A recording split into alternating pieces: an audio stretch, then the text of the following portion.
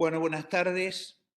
Eh, Buenas Como tardes. siempre, les pido que tengan la cámara encendida como una forma de poder certificar la presencia de todos ustedes. Hoy es la segunda webinar donde tenemos el gusto, el honor, el placer de poder contar con la presencia del doctor Reginaldo Boni, nefrólogo y coordinador hospitalario de trasplante, quien fuera formado en España, en Barcelona, junto al doctor Martí Mañalich y todo ese equipo, y que luego trasladó toda esa experiencia a su país natal, que es Brasil, al estado de San Pablo, y que transformó al estado de San Pablo con ese modelo adaptado a el estado que procura mayor cantidad de órganos y tejidos y que por lo tanto el mayor número de trasplantes.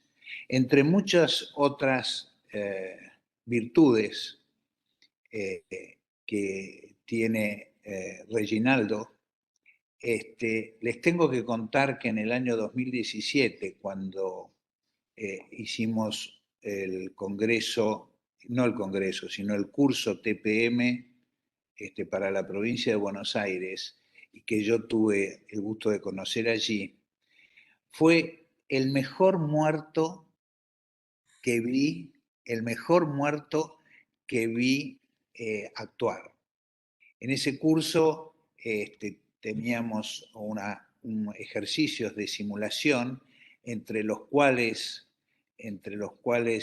estaba el diagnóstico de muerte y el mantenimiento, y Reginaldo hacía de muerto, y cuando vimos entrar una camilla, ahí adentro hubo quienes llamaron al servicio de emergencia. Así que un actor de primera línea y un Qué bien. profesor de primera línea, que para nosotros es lo más importante. Así que, Reginaldo, bienvenido, muchísimas gracias por estar. Él en este momento se encuentra en los Emiratos Árabes, en Abu Dhabi, y que está ayudando, está como asesor al programa que año a año que realiza su labor está duplicando el número de donantes fallecidos. Así es que, Reginaldo, esta es tu clase. Gracias. Somos todos tus alumnos porque siempre aprendemos, y empecemos nomás. Vale. Bueno, buenas tardes, ¿no? Por aquí ya buenas noches. Agradezco muchísimo, Clemente, tus palabras, a Gonzalo, doctor Roberto también. Les pido un poco de disculpa porque mi castellano ya no es lo mejor que tendría, pero ahora es lo que tengo. Y yo de verdad entiendo que mi participación es para crear una discusión, ¿no? O sea, yo aprendo mucho, siempre, y todos aprendemos. Yo creo que el modelo de alumno-profesor tiene su valor, pero los profesores aprenden mucho con los alumnos, ¿no? De manera que aquí somos todos participantes. Yo voy a compartir mi clase, que es una clase corta, o sea, más que nada para hablar un poco sobre modelos organizativos, ¿no?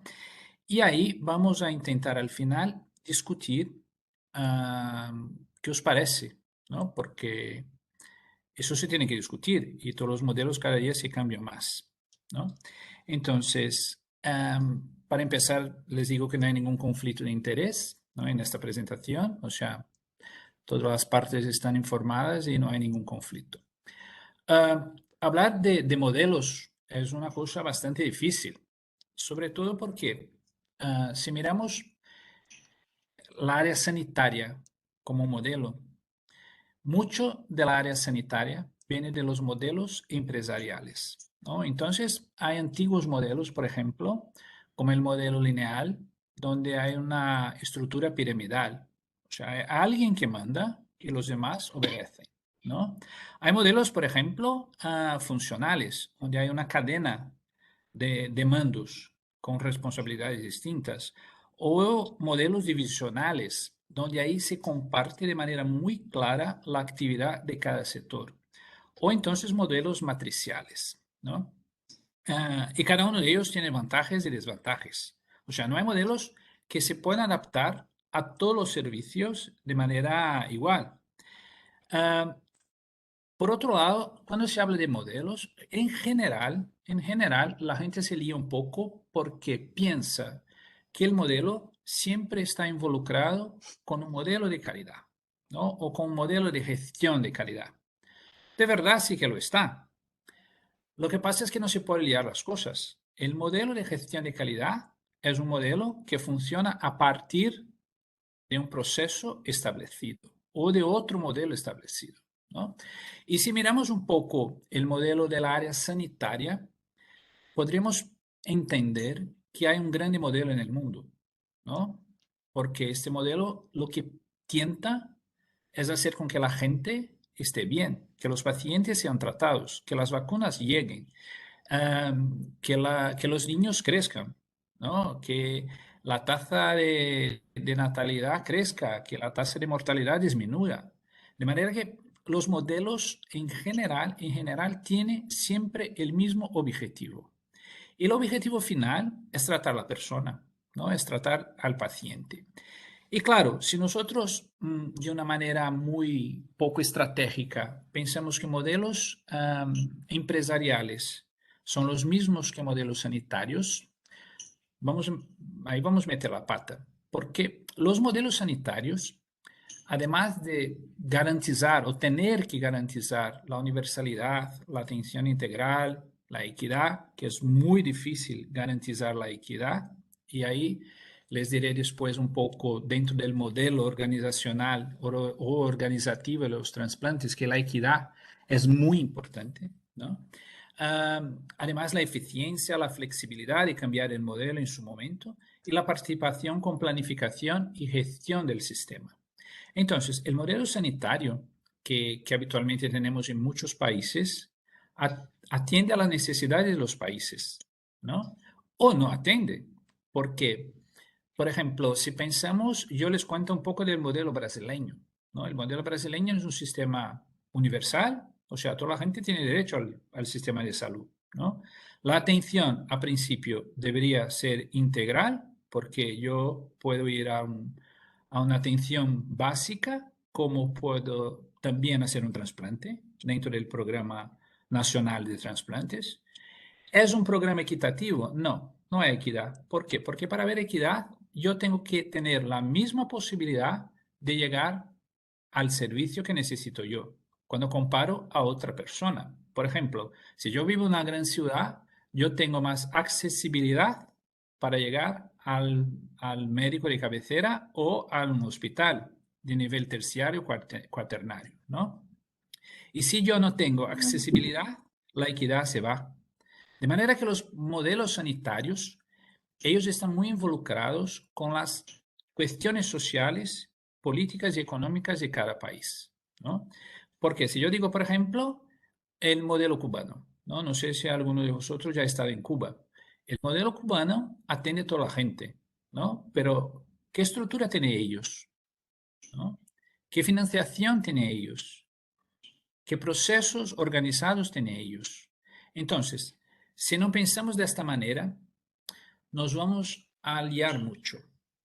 Entonces, lo mejor para pensar en cualquier modelo organizativo, sobre todo en la área de la salud, es pensar que yo necesito tener estructura, necesito conocer y arreglar muy bien los procesos y, claro, obtener buenos resultados. Y ahí les hago una pregunta, ¿no? ¿A vosotros os parece muy complicado hacer pan? Pan, ¿sabes? Pan. ¿Es muy complicado hacer pan? ¿O es muy complejo hacer pan? Bueno, no sé si alguno de vosotros hacéis pan, pero yo hago, ¿vale? Y mi conclusión final del pan es que hacer pan es muy complejo. Es tan complejo que si yo no sigo las etapas, este proceso de hacer pan se queda muy complicado y los resultados serán fatales, ¿no? Yo puedo tener la harina, el huevo, la levadura, puedo hacer de una manera regular el proceso, o sea, antes de poner la harina yo decido poner, no sé, huevo, o sea, me lío y el resultado será que el pan será fatal. Entonces, todos los procesos son así. Muchas veces dentro del proceso de donación y de trasplante lo que la gente dice es que es muy complicado. Hombre, para tener un donante es muy complicado. Si es muy complicado, tú tienes algún problema o en el proceso, o en la estructura, o en el análisis de los resultados, ¿no? De manera que, caminando un poco más, tenemos que entender que los procesos, sobre todo sanitarios, tienen actualmente gestiones financieras o gestiones económicas muy distintas, ¿no? Antiguamente lo que teníamos eran dos modelos básicos, ¿no? O sea, o tú podías pagar, y digo de manera muy general, ¿no? O tú pagabas por un servicio médico, o tú tendría el apoyo o el soporte gubernamental, ¿no? Del gobierno. Hoy en día tenemos una mezcla de procesos, ¿no? Les cuento, por ejemplo, en España. En España tenemos un proceso sanitario muy organizado que tiene una gran estructura, que tiene procesos muy arreglados con buenos resultados. Y básicamente es un proceso, es un modelo público de sanidad. En Brasil tenemos un modelo público también que tiene una estructura regular, los procesos poco desarrollados y los resultados no son buenos. Pero la base es la misma. O sea, la intención de tener un proceso que garantice universalidad y equidad es la misma. Pero si la gestión está bien hecha, si la estructura no está cuidada, los resultados serán fatales. Por otro lado, cuando hablamos de financiación también, tenemos que tener claro que hoy en día hay modelos muy mixtos, ¿no? Con mucha mezcla. Entonces, por ejemplo, el modelo este donde el gobierno contrata una empresa para hacer la gestión del programa sanitario, de contenido sanitario de la sociedad, ¿no? Esto, por ejemplo, pasa ahora en Emiratos. El gobierno, que tiene mucha pasta, contrata la gestión de una empresa privada, un grupo privado, para hacer la gestión de los procesos sanitarios. ¿Esto es bueno? ¿Esto es malo? Depende de qué. Depende de la gestión que hace el gobierno del dinero, ¿no? Entonces, y ahí volvemos a nos preocupar un poco más en la cuestión de la revisión de los modelos. Porque cuando se establece un modelo sanitario, no se puede querer que a la vez se tengan todos los resultados, porque de nuevo tenemos que muchas veces cambiar la estructura o tenemos que arreglar los procesos y tenemos que evaluar los resultados, ¿no? Para quien no conoce, esa es una pintura que a mí me gusta mucho de un pintor argentino que se llama Víctor Campanella, ¿vale? Y que enseña mucho la cuestión de un proceso que está mal construido, ¿no? O sea, el barco está en mala situación en un sitio donde no debía estar. Y la segunda figura enseña un poco que muchas veces intentamos dar tantas vueltas para llegar a un resultado que nos perdemos en el proceso. Y sobre todo en el proceso sanitario cuando hablamos de donación. Claro que el proceso sanitario, cuando hablamos de donación, es algo muy diferente. ¿Y por qué es muy diferente? Porque tenemos un proceso que está dentro del hospital y también un proceso que está fuera del hospital. Y la parte de fuera del hospital es muy importante. ¿Por qué? Porque es la parte que decide sobre la donación. Son las familias, es la sociedad que dice sí o no a la donación. Y por lo tanto, este es el único modelo, y cuando hablamos de modelos sanitarios, que nosotros somos muy dependientes de la población para que el programa funcione, ¿no? Pero claro, si yo digo que somos dependientes y la sociedad tiene un papel muy importante en este proceso, yo tengo que entender que el link que une la sociedad con la donación son los médicos dentro de los hospitales, ¿vale? son los oídos de la donación, son los médicos de las UCIs. Si yo, como médico de la UCI, trato muy mal a una familia o no cuido bien de un enfermo, cuando yo pregunte una situación muy crítica sobre donación, la familia me dirá que no. Y por lo tanto, la respuesta social a la donación será una negativa familiar. Y yo creo que con el desastre que ha sido el COVID, ¿no? En el mundo, hemos entendido que las personas tienen muchísima, muchísima dificultad de a veces decir sí a la donación, ¿no? Porque hemos tenido una situación de tantas pérdidas, que las personas se han quedado muy asustadas, ¿no? La muerte, que básicamente cuando hablamos de proceso de donación de donantes fallecidos, que es la base del trabajo cuando encontramos un muerto dentro del hospital, y sea cuál sea el proceso que vamos a implementar, ¿no? El modelo que vamos a implementar, la muerte viene con muchísima fuerza, ¿no? Porque ha sido un asunto que todos los días hemos hablado y seguimos hablando, ¿no? En Brasil, por ejemplo, se han muerto 600.000 personas. Entonces, la muerte es un tema recurrente que todo el tiempo la gente habla y habla y habla. Bueno, dentro del modelo de trasplante, no sé si vosotros sabéis, pero el trasplante es algo muy reciente, ¿no? El primero que se hizo fue el año 1954 y eran con gemelos idénticos. O sea, hace poco tiempo, hace como 60 años que empezamos a hacer trasplantes. Y por otro lado, cuando hablamos de trasplante cardíaco, que el primero fue en 1967, un año antes de que yo naciera, ah, y por lo tanto hace 54 años, ah, el problema ético era muy fuerte. ¿Y por qué? Porque la vida estaba muy asociada a las condiciones cardíacas, a latir el corazón. Y por lo tanto inauguramos un nuevo modelo donde pasamos a decir a la gente, esto ya después, en los años 68 y un poquito más adelante, pasamos a decir a la gente que los muertos no son solamente los muertos donde se para el corazón, pero los muertos son también, además, lo que el cerebro se ha muerto y que tiene el corazón latiendo. Y de manera, esto genera la obligación de que el modelo, que empezaba a tener una estructura y necesitaba de un proceso muy consolidado, tenía muy malos resultados, porque el gran problema en su momento hace como 50 años, y solo hemos solventado esto en los años 70-80, cuando Jean-François Borel descubrió la ciclosporina, que es un inmunosupresor utilizado hasta hoy, ¿vale?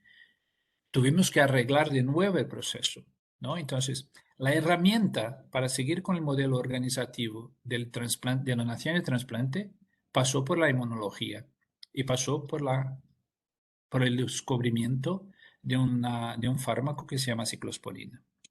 Bueno, y ahí entonces ya empezamos dentro del modelo sanitario, tener un otro proceso y un otro modelo, que es el modelo de donación, y que Martin Mañalich llama de nuevo ciclo vital. ¿Lo que significa esto? Significa decir que la sociedad tiene mucho poder en una situación donde alguien se muere, de definir si va a ser o no donante. Y si está de acuerdo, bajo conceptos éticos, legales y técnicos muy bien establecidos, y ahí están las herramientas para componer el proceso de donación, ¿no? Si están muy bien establecidas y si la familia acepta la donación, yo puedo caminar para la retirada de los órganos y la distribución y por fin los trasplantes, y ahí trabajaríamos entonces con los resultados.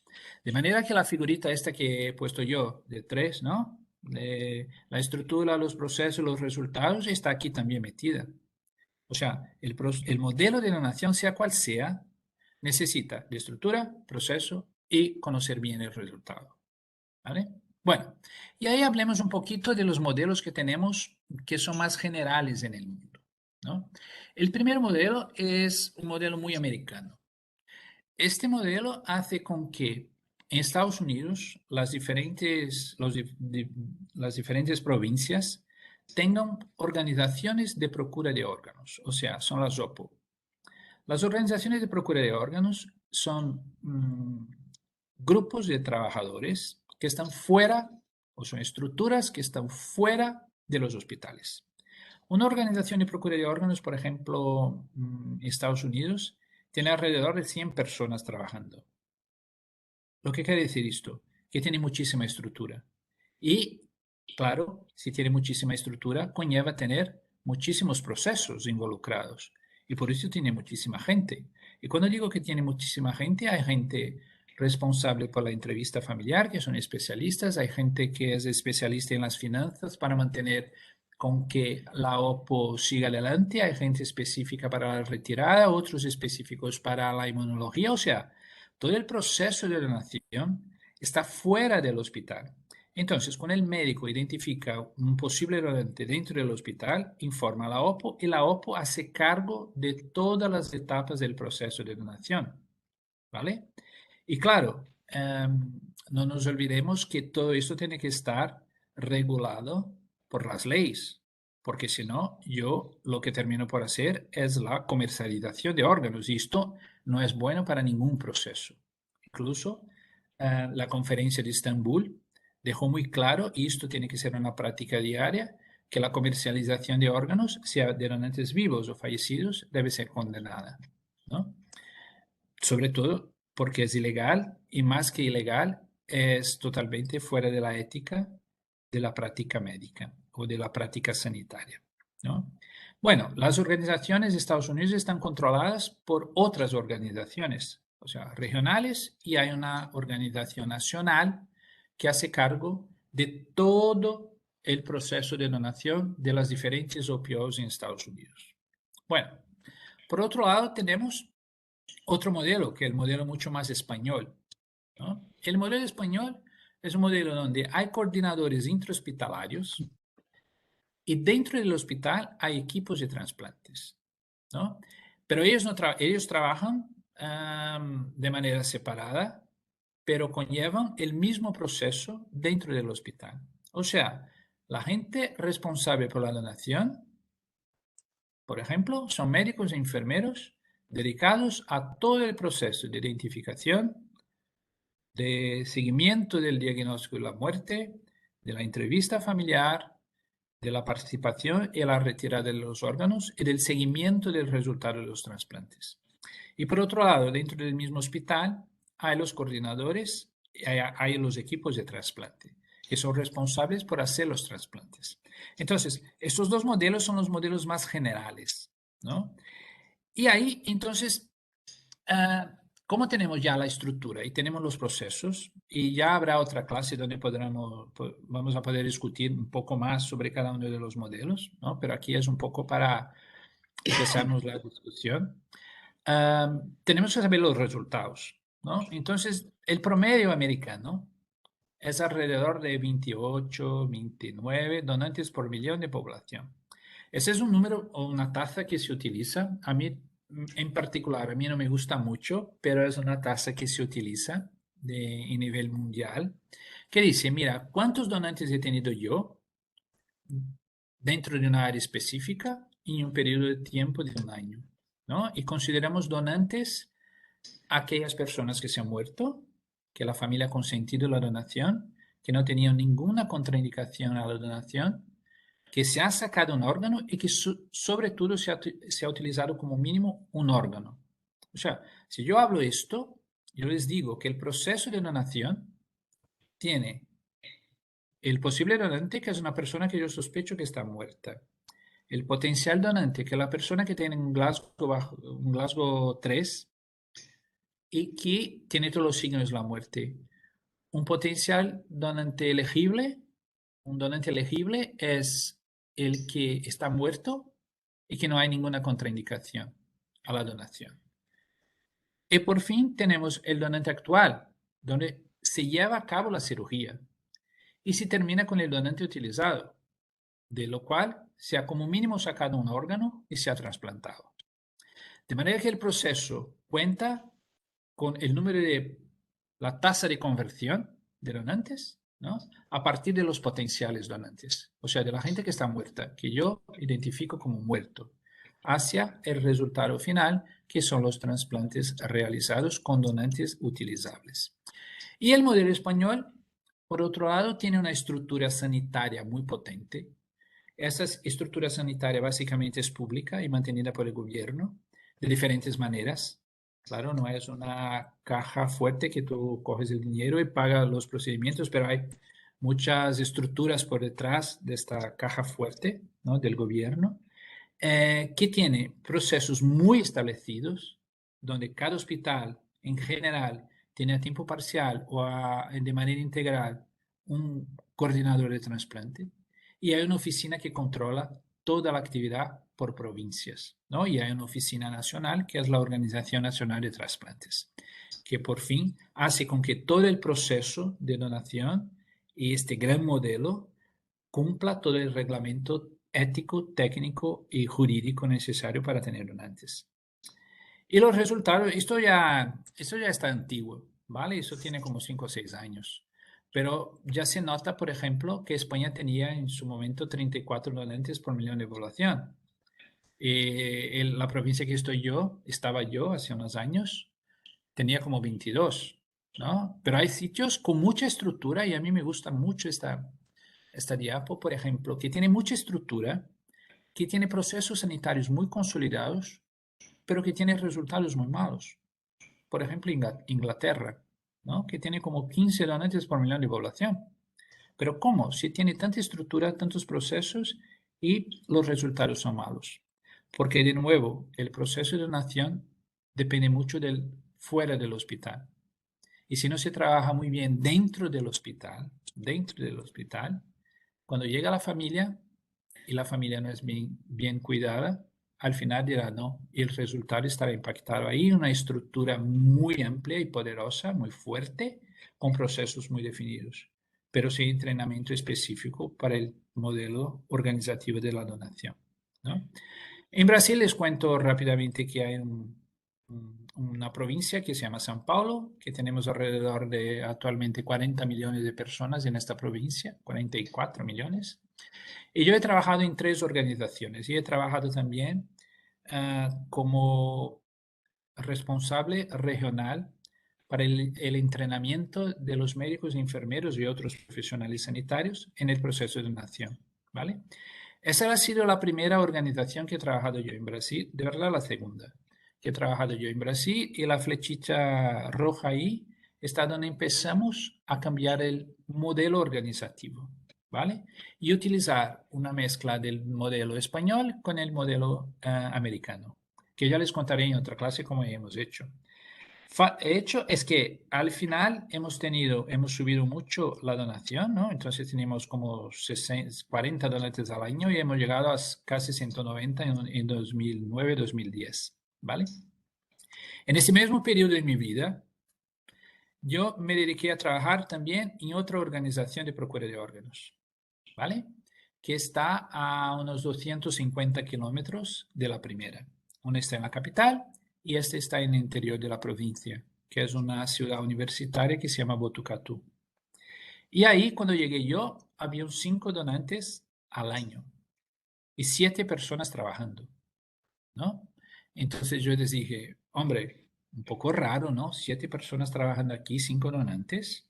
Esto tiene que cambiar. No, porque las familias, no, porque el hospital, no, porque no sé qué, no. Digo, bueno, vamos a implementar un nuevo modelo, que es lo que les contaré más adelante en otra clase.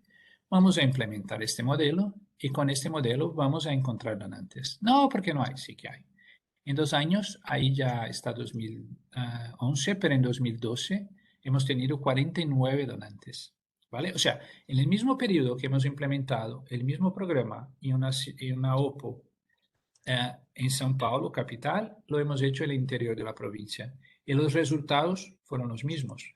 O sea, el crecimiento de número de notificaciones y el crecimiento de número de donantes utilizados.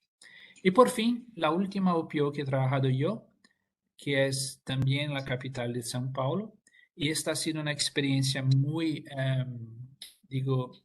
diría yo, muy importante en mi vida personal porque ha sido justamente el periodo de la pandemia, ¿no? En 2019, esta organización ha tenido 177 donantes. En 2020, durante la pandemia, hemos tenido 187. O sea, de nuevo, ¿qué hemos hecho? Hemos cambiado dentro del mismo modelo organizativo, hemos cambiado procesos para incrementar el número final de donantes reales, el número de donantes utilizados, ¿no? Y antes esta organización tenía como 80 donantes al año. El año 2017, 18 tenía como 80 donantes al año. O sea, les cuento que un poco el resultado de la donación o de los modelos organizativos depende mucho de la contextualización que tenemos para cada país o región, ¿no? Porque si yo intento poner un modelo organizativo que funciona muy bien en Estados Unidos, en Irak, ese no va a funcionar. Y si hago al revés, tampoco, ¿no? Porque, por ejemplo, en Irak hemos tenido un proyecto ahí y la donación es muy alta, porque tienen ellos un modelo organizativo donde se valora mucho la cuestión familiar, por ejemplo, ¿no? La atención familiar. O se valora mucho el mantenimiento del posible donante, del potencial donante. Y ahí caminamos por el mundo de manera muy distinta. Ahora en Emiratos, por ejemplo, tenemos muchísima estructura, los procesos se están consolidando y los resultados están saliendo bien. El año 2020, perdona, han tenido como 8 donantes. El año pasado hemos tenido 39 y este año ya llevamos casi 18, ¿no? De manera que los modelos organizativos tienen que ser adaptados a su realidad, ¿no? Y no pensar que hay un modelo que podemos utilizar para todos los sitios y que un modelo que funciona muy bien en un hospital, en un país, una región, va a funcionar en nuestra realidad. Y ahí entonces a mí me gustaría motivaros a discutir, ¿no? Y yo sé que muchas veces a la gente no les gusta hacer preguntas, pero a mí me gusta mucho hacer preguntas, ¿vale? Y la pregunta es, en el mundo real, hoy, ¿no? ¿Qué harían vosotros para cambiar el modelo o si el modelo que tiene vosotros os creéis ser suficiente para atender la necesidad de la población en términos de donación y trasplantes? Bueno, os agradezco muchísimo la posibilidad aquí de hablar y estoy ahí para discutir. Gracias, Clemente, gracias. No, gracias a vos, Reginald. Bueno, ha hecho una pregunta el doctor. Vale. Ya tienen un panorama general con la primera presentación que hemos hecho en esta cursada y con los conceptos que virtió el doctor Mañalich y el doctor Roberto Tanús sobre la situación de los trasplantes en el mundo, la situación de los trasplantes en Argentina y ahora con los modelos organizativos. Entonces, ¿quién se anima en este momento a ser un organizador de un programa de trasplante con todos estos elementos que tienen y qué cambiarían? ¿Voy bien, Reggie? Sí, muy bien. Ya te estoy contratando ya. ¿Cómo? Ya te voy a contratar. Ah, bueno, con todo gusto. ¿Qué harían ustedes para poder cambiar nuestra situación? Que saben que en el año 2019 teníamos 20 donantes por millón, que teníamos una gran tasa de descartes, algo que nos dijo el doctor Reginaldo, que en el control de calidad tenemos que medir no solamente el número de donantes generados, sino el número de trasplantes que generaron esos donantes y la supervivencia de esos trasplantes. A ver, vamos a ponernos en lugar de un ministro de salud de la nación, de la provincia, de una región, ¿qué es lo que harían? ¿Nadie se anima? Yo creo que lo primero que habría que hacer es poner un organizador, como hicieron en otros países.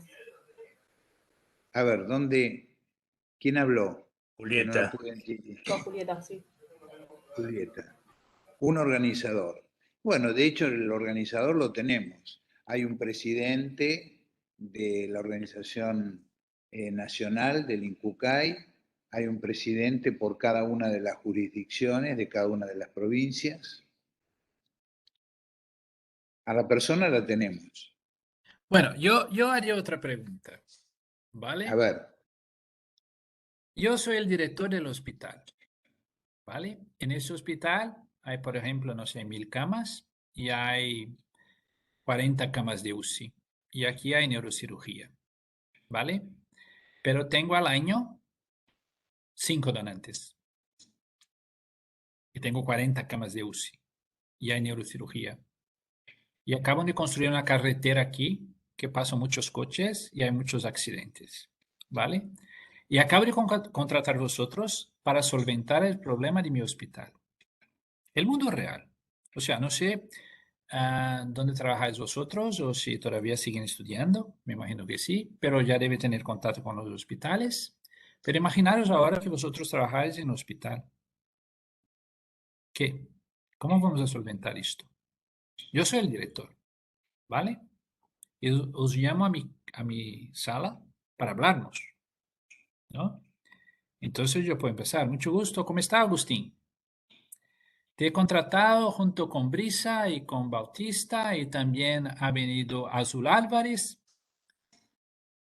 ¿Cómo les puedo ayudar? O mejor, ¿cómo vosotros pueden solventar el problema que tengo yo aquí?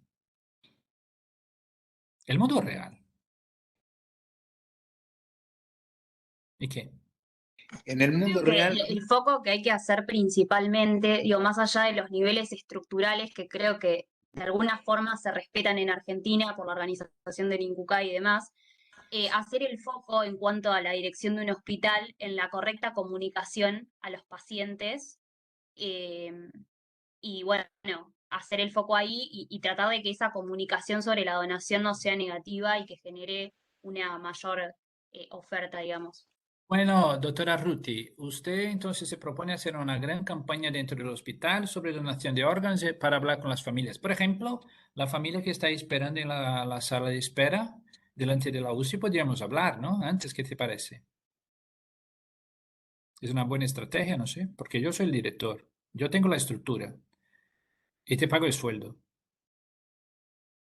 ¿vale? Sí, la ¿Qué me comunicación, propones? o sea, no solo en la sala de espera, que sería el momento agudo, entre comillas, de que vos necesitas que aumente la oferta de donantes, sino fuera, o sea, en el ámbito extra hospitalario que vos puedas generar en el resto de la población que aumente la oferta de donantes. Y en el ámbito hospitalario, reforzar el vínculo del médico con la familia para que esa familia se sienta segura y que tenga esa confianza con el médico de que todo es transparente, digamos, el proceso. Bueno, yo como director le digo que de la sociedad yo no puedo hacer nada, ¿vale? Porque cuido del hospital. En la sala de espera yo de verdad no te motivaría porque mi madre está ingresada en la UCI y mi mujer está sentada esperando afuera, ¿vale? Entonces, lo que quiero decir, claro, son ideas y yo no soy el dueño de la verdad, solo soy el director, ¿vale? Del hospital, que tengo el dinero, en la estructura. Pero en general, lo que tenemos que hacer es lo que he dicho tú, Ruti, específicamente con los médicos dentro de las UCIs, dentro de las salas de urgencia, junto con los sanitarios del hospital, ¿no? Porque es de nuevo, todo lo que he dicho yo, si no convertimos esto en un modelo donde evaluamos la estructura, donde implementamos los procesos y donde conocemos los resultados, porque el resultado de este hospital es muy malo. ¿Qué pasa aquí? Posiblemente la comunicación de los médicos con las familias puede ser un punto. Pero también que el médico no sepa que hay un programa de donación dentro del hospital, porque nadie le ha explicado. O no hay gente entrenada para hacer la entrevista o para hacer la retirada de los órganos, ¿no? O porque Es después de la decir, donación, sí, perdón. hay una ecuación que todavía ellos no conocen, porque que es cercana a las próximas clases. ¿Se escucha?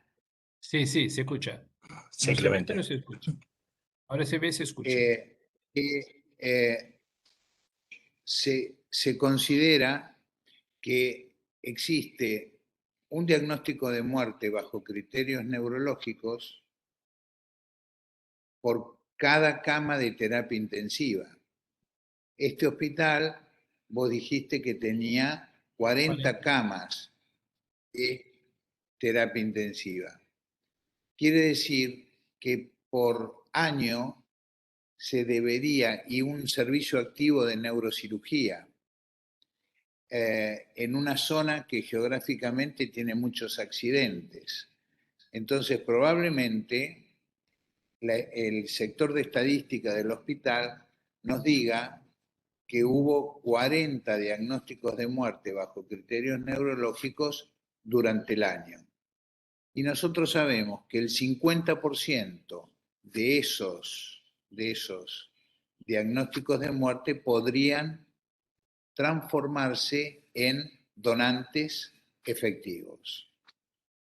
O Vale. sea, que ese hospital, en vez de uno, tendría que estar generando 20 donantes en esa institución sola, de las cuales el 75% deberían ser multiorgánicos cuando el programa de donación del hospital es efectivo. ¿Es correcta esa ecuación? Sí, pero a mí me gusta más, porque eso es muy general, ¿no? A mí me gusta más conocer la realidad del hospital. La pregunta que uno de ellos que acabo de contratar me podría hacer, por ejemplo, sería, vale, doctor Reginaldo, pero en nuestra UCI tenemos al año 250 muertes, ¿vale? Vale, y yo les preguntaría, vale, de las 250, ¿cuántas han sido muertes bajo criterios neurológicos? ¿No? Porque puede haber muerto por un infarto y ha parado y ha muerto, ¿vale? Un cáncer, no sé. Pero muerte bajo criterios neurológicos, de las 250, hemos tenido 50, por ejemplo, ¿no? Entonces, es mejor conocer la realidad de cada sitio. Claro que el resultado, el gold standard del total de muertes dentro de la UCI, de las muertes encefálicas, a mí no me gusta mucho hablar de muertes encefálicas, pero resumen, pero de las muertes encefálicas, del total de muertes encefálicas, alrededor del 50% de ellas deberían ser donantes. O sea, yo debería tener en ese hospital como 25 donantes al año, más o menos, ¿no? Y claro, pero eso no es fácil. No imaginaros que, mira, hombre, solo 50%. Hombre, para tener 50% de 100 potenciales donantes es mucho trabajo. El proceso tiene que estar muy arreglado y muy conocido por toda la gente. Y claro, es una ecuación que a veces no llega al número que queremos porque aparecen epifenómenos como por ejemplo la pandemia, que ha disminuido mucho la posibilidad de donación. Hoy por hoy ya, y esto es una cosa interesante de comentar, hoy por hoy ya hacemos trasplantes con donantes con la PCR positiva, ¿no? De manera, cuando encontramos la PCR positiva incidental, sin enfermedad, podemos utilizar órganos intraabdominales y los riñones, ¿no? Entonces, aquí en Emiratos ya hemos hecho 3 casos así, ¿no? Y Estados Unidos ha empezado, Italia tiene muchísimos casos ya, incluso con enfermos con enfermedad por la COVID, ¿no? Hemos tenido un donante que se ha muerto en consecuencia de la COVID, que estaba en ECMO y que ha donado los riñones, porque al final se ha, entre comillas, ¿no? recuperado de la COVID, pero el daño inflamatorio ha sido tan brutal que ya no terminó por hacer una OVC porque estaba inéquimo y se pudo utilizar los riñones, ¿no? Y el hígado. Entonces yo creo que para intentar aplicar los modelos en este hospital que acabo de contratar vosotros, tenemos que mirar muy bien cada una de las variables que tenemos. Pero más que nada, conocer que el proceso de donación requiere estructura, el análisis de los procesos y sobre todo el análisis de los resultados, ¿no? Y ahí construir cada uno en su momento, en su hospital, un proceso que esté arreglado por un reglamento nacional. Porque yo no puedo, bueno, yo voy a cambiar aquí el diagnóstico de la muerte. No, no puede ser esto, ¿no? Porque desde el punto de vista ético no es correcto, desde el punto de vista legal mucho menos, y bajo el concepto médico sería la mala praxis médica. Entonces, un poco, claro, conocer inicialmente el panorama que tenemos, ¿no? El escenario que tenemos para hacer las acciones concretas. Y yo os motivaría muchísimo a trabajar dentro del hospital, porque la llave que abre la puerta de la donación la tiene la familia, ¿vale? Y quien está dentro de la UCI es el médico. Entonces el médico puede propiciar que la familia abra la puerta, pero para eso la familia necesita de ayuda. En un momento súper crítico de pérdida, la familia necesita ayuda y no necesita que la convenzamos que tiene que donar, porque el mejor convencimiento es el tiempo que tú te dedicas a la familia, a informar a la familia, ¿no? Cuando tú informas y la familia entiende que hay un proceso que está muy bien arreglado, que hay un modelo, que el hospital lo hace todo muy bien, que ha hecho todo muy bien por por su pariente y que desafortunadamente al llegar a la muerte, la familia acepta la donación, ¿no? Pero si no entiende nada de esto y el tratamiento ha sido más o menos y la gente no habla, el médico no sabe, ¿no? El resultado de este modelo será muy malo. Entonces, un poco así. Y yo creo que la discusión de hoy es para que vosotros hagáis como si fuera un plan estratégico para entender cómo para construir un modelo o adaptar el modelo que ya existe, ¿no? Y existen muchos modelos en el mundo, pero básicamente hay un modelo que está dentro del hospital y otro que está fuera del hospital, ¿no? Entonces, y ahí cuando comentar yo en la próxima clase un poco cómo son los modelos de manera más detallada, creo que quedará más claro, ¿no? Cómo llegar a buenos resultados, mismo teniendo a veces poca estructura, ¿no? O poca inversión de dinero. Porque yo les he contratado, pero me olvidé de decir que la 13ª paga no habrá porque no tenemos recursos este año en el hospital, ¿no? Pero mismo así seguiremos teniendo donantes. Entonces, un poco para, no sé, un poco para aterrizar el problema dentro del contexto que vivimos nosotros y que vivéis vosotros, porque depende muchísimo, muchísimo de nosotros conocer bien los modelos para que los procesos funcionen. Yo creo que es esto, ¿no? Y a ver, ¿alguien se motiva más? ¿Más comentarios? Reginaldo, ¿Dónde estás? puedo, bueno, yo creo que otra vez estoy con un tema de la camarita, pero no importa. Soy Roberto. Un comentario simplemente para una reflexión de los chicos, porque me pareció fantástica la presentación, muy elocuente y muy clara, y es no la de una persona que lee, corta, pega, pone una imagen, sino donde se trasunta la experiencia de lo vivido, de lo hecho, de lo sufrido, y el conocimiento. A modo solo de ejemplo, cuando hablábamos en la clase anterior de la organización de los trasplantes en la República Argentina, yo quiero que los chicos recuerden una diapositiva donde en la prepandemia, en el año 2019, que venía desde los 2016 en ascenso la procuración y por lo tanto la donación y trasplantes en Argentina, había llegado a un número que para Argentina, en su historia, digamos, no es satisfactorio, pero fue el mejor histórico con 20 donantes por millón. Les recuerdo a los chicos que la media europea está entre 17 y 19 donantes por millón. Entonces, saquemos a España, que es digamos, una circunstancia que está enraizada tanto en la sociedad, tanto en la sociedad civil como en la sociedad médica, como en todos los órdenes, con una promoción realmente fantástica, y lo digo en el mejor sentido de la palabra. Hasta el arte apoya el tema de la donación y los trasplantes, y eso tiene mucha llegada a la población, etcétera, pero digamos que es una tradición porque se ha sostenido a través casi de una marca registrada de un país, el tema de la donación y trasplante. Ahora, Argentina llegó a un buen nivel, pero los chicos tienen que saber, por ejemplo, y esto tiene que ver con la conferencia que acaba de dar Reginaldo, por ejemplo, ¿por qué Argentina tiene 6 provincias o 7 provincias o estados, como tenéis vos en Brasil, que tienen más de 25 o 30 donantes por millón? Y hay otra mitad donde el promedio es 4 donantes por millón.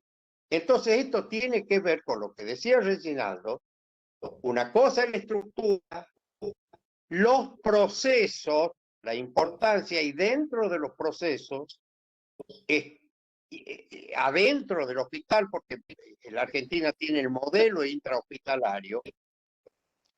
¿Qué pasa con los médicos? ¿Están idóneos? ¿Están formados? ¿Están informados?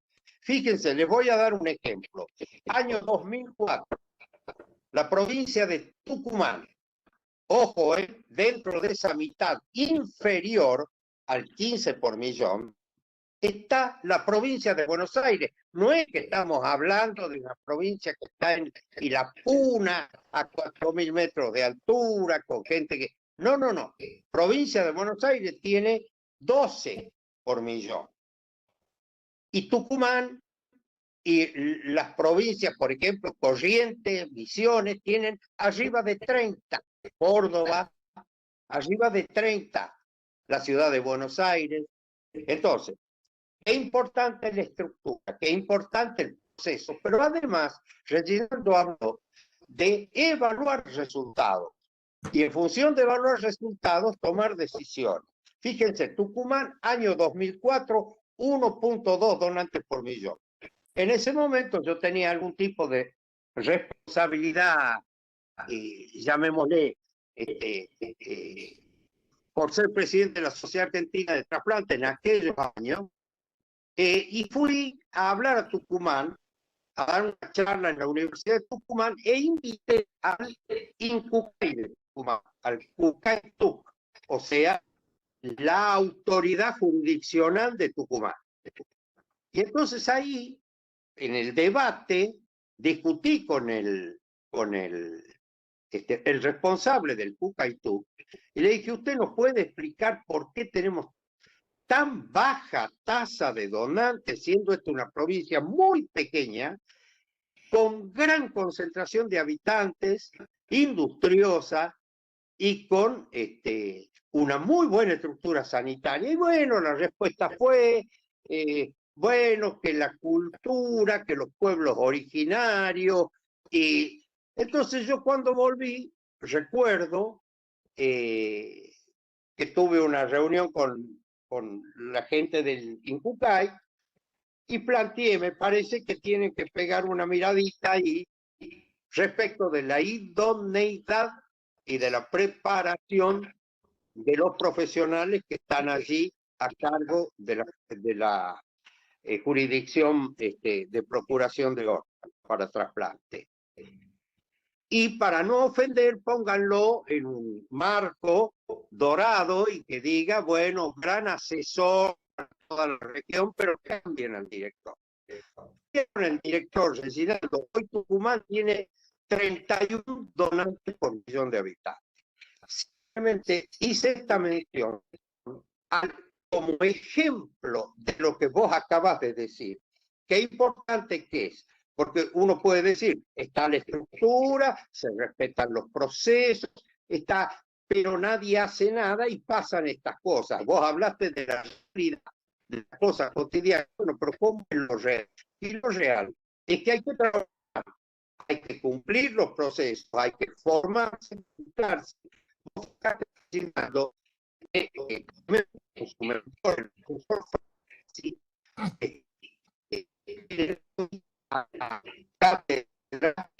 Roberto,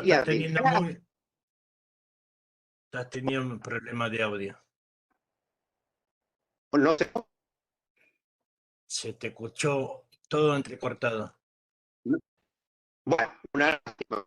Entonces, lo que se puede haber escuchado, no sé si fue útil o no, pero era simplemente una reflexión que ponía en blanco sobre negro y claro los ejemplos que daba Reginaldo. Gracias por tu conferencia, Reginaldo. A ti, muchas gracias, a ti.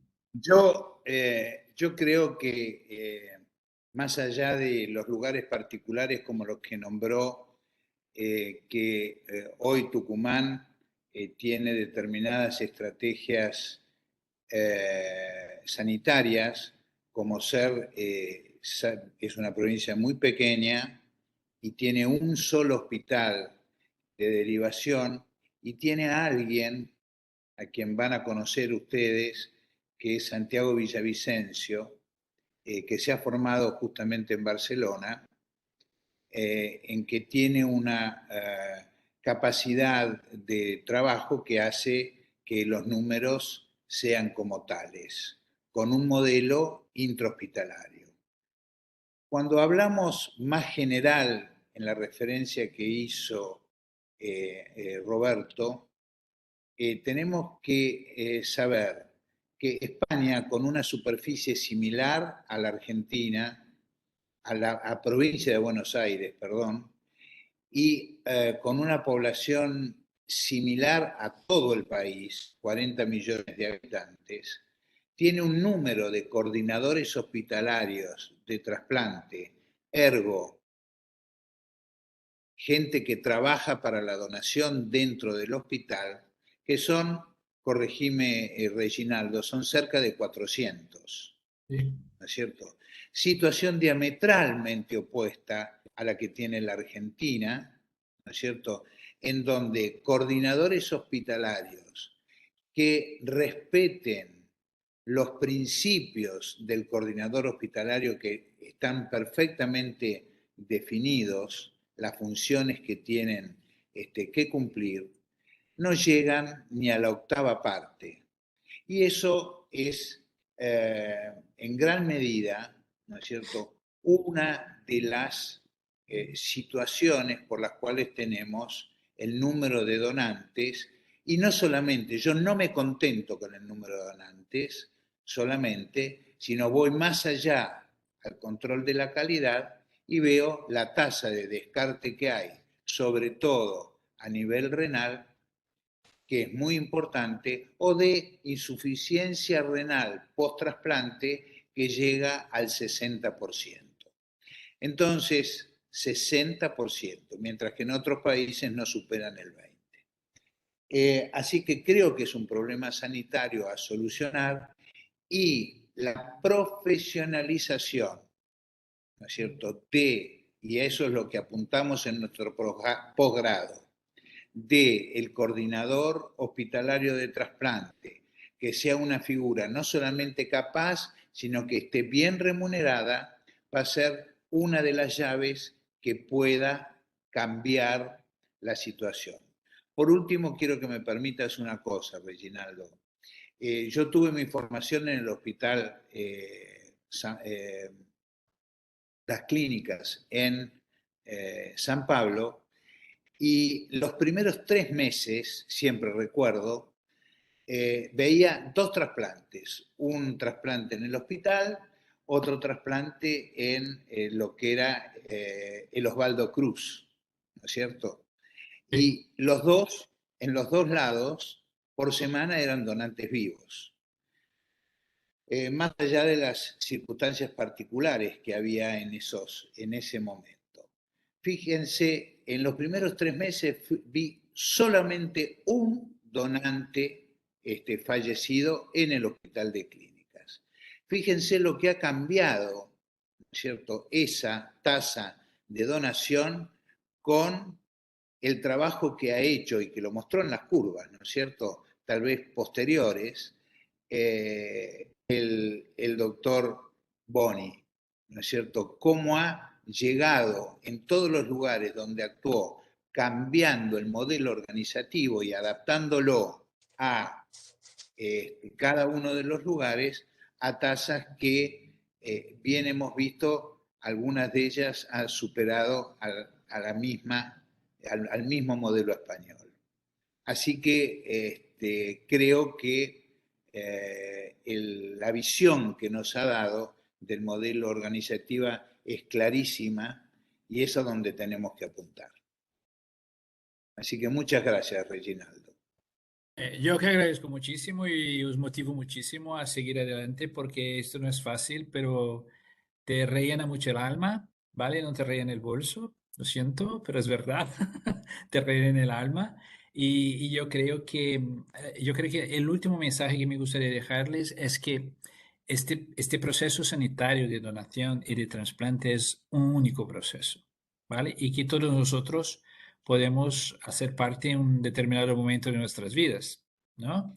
Yo, por ejemplo, ya he firmado donación en mi familia y ya he tenido gente en lista de espera. Y soy médico y trabajo con donación. De manera que esto nos toca a todos, ¿no? Y yo creo que la participación de los profesionales de salud es fundamental para cambiar esto, es fundamental. O sea, somos muy importantes para el proceso, mucho.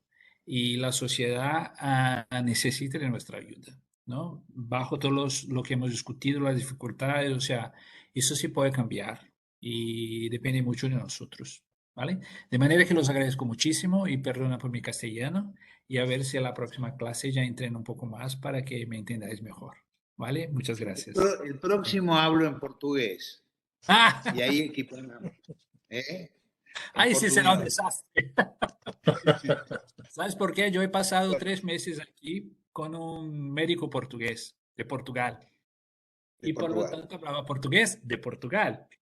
Y yo le decía, a ver, Quedas es mejor igual. hablarnos en inglés, es mejor hablarnos en inglés, ¿por qué no nos entendíamos? O sea, Está bien, imagínate. Bueno, está bien. pues muchísimas gracias, ¿vale? Ya os Gracias a veo. vos. Vale, Gracias a vos. Y nos seguimos comunicando, Reginaldo. perfecto, venga, vaya muy bien, ¿eh?